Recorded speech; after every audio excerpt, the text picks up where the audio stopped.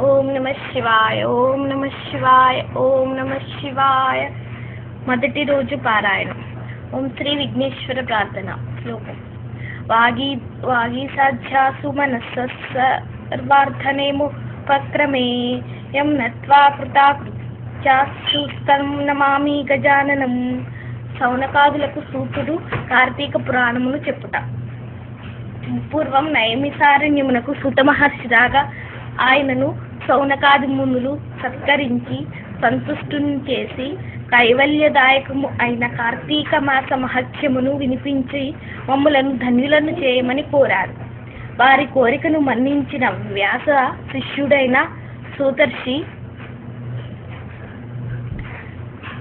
సూతర్షిది, శౌనకాదులారా, మా గురువుగారైన భగవాన్ వేదవ్యాస మహర్షుల వారు ఈ కార్తీక మహత్యాన్ని అష్టాదశ పురాణములలోని స్కాంద పద్మ పురాణములు రెండింట కూడా వక్కాణించి ఉన్నారు.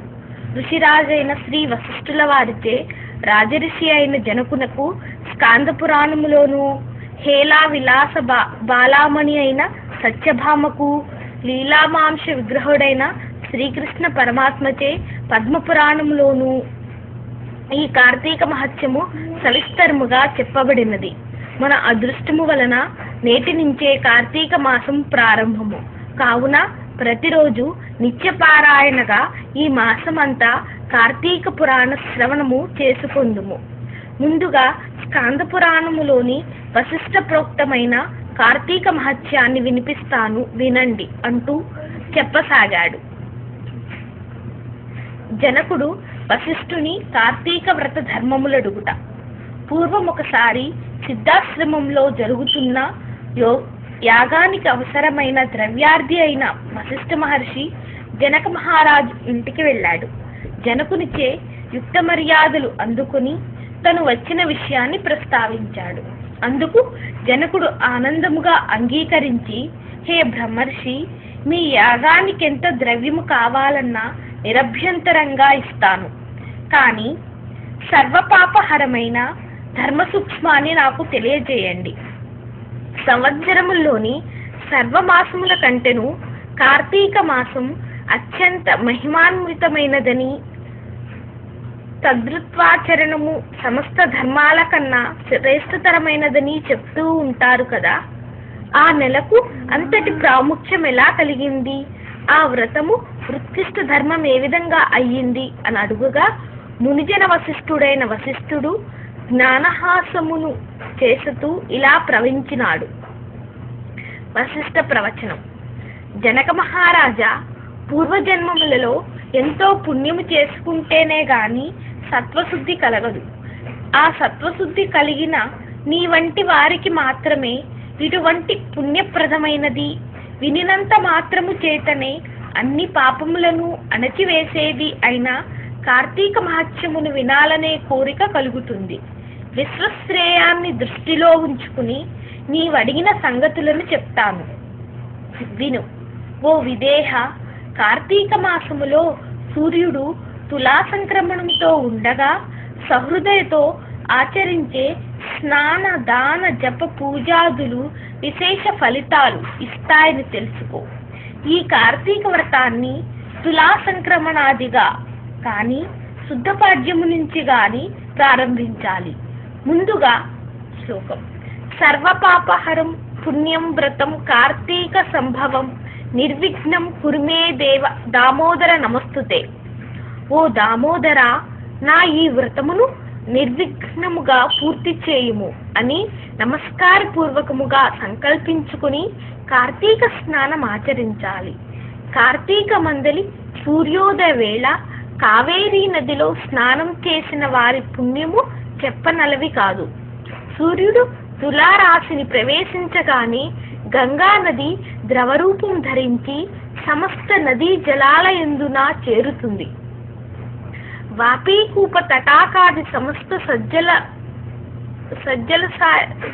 సజ్జలసాయలలో కూడా విష్ణువు వ్యాపించి ఉంటాడు. బ్రాహ్మణుడైన వాడు కార్తీక మాసములో నదికి వెళ్లి హరిధ్యానయుతుడై కాళ్ళు చేతులు కడగకుని ఆచమించి శుద్ధాత్ముడై మంత్రయుక్తముగా భైరవాగ్నును తీసుకుని మలలోతు నీటిలో నిలబడి స్నానం చేయాలి. పిదప దేవతలకు, ఋషులకు, పితరులకు తర్పణాలను వదలాలి.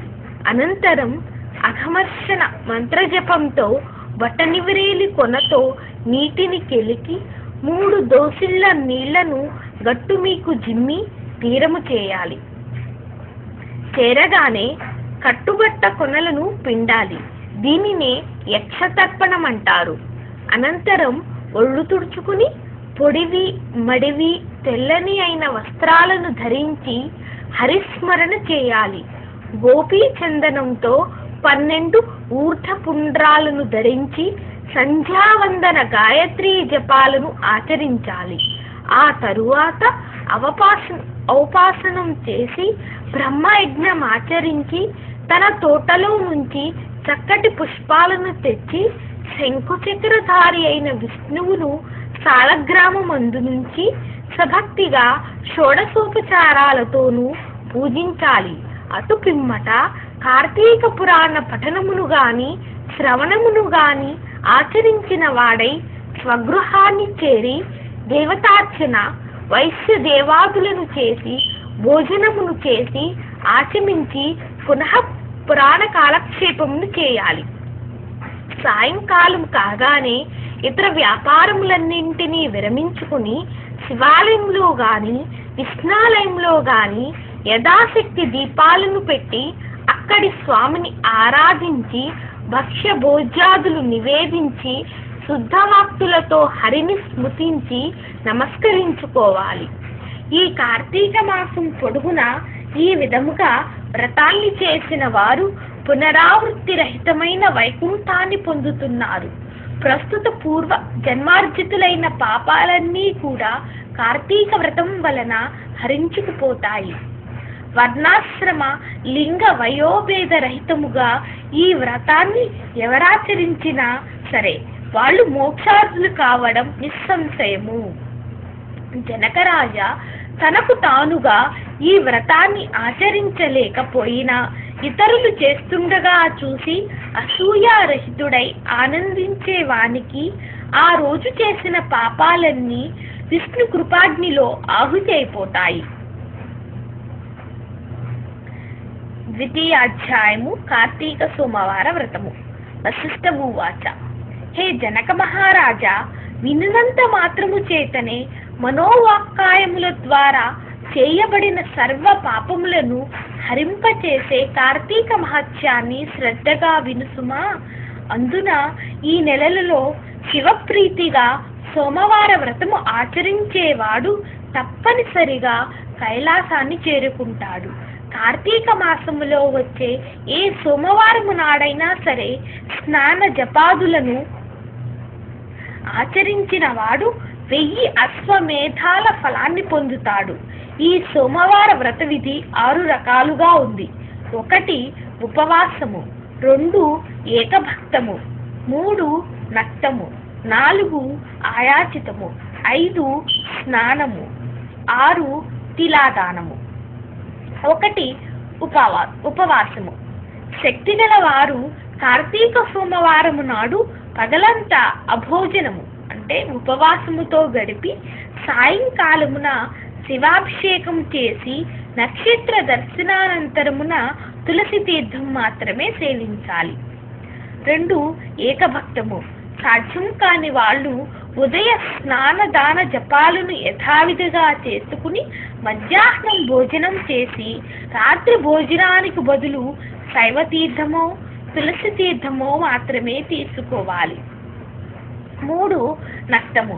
పగలంతా ఉపవసించి రాత్రి నక్షత్ర దర్శనం తర్వాత భోజనానికి గాని ఉపాహారమును గాని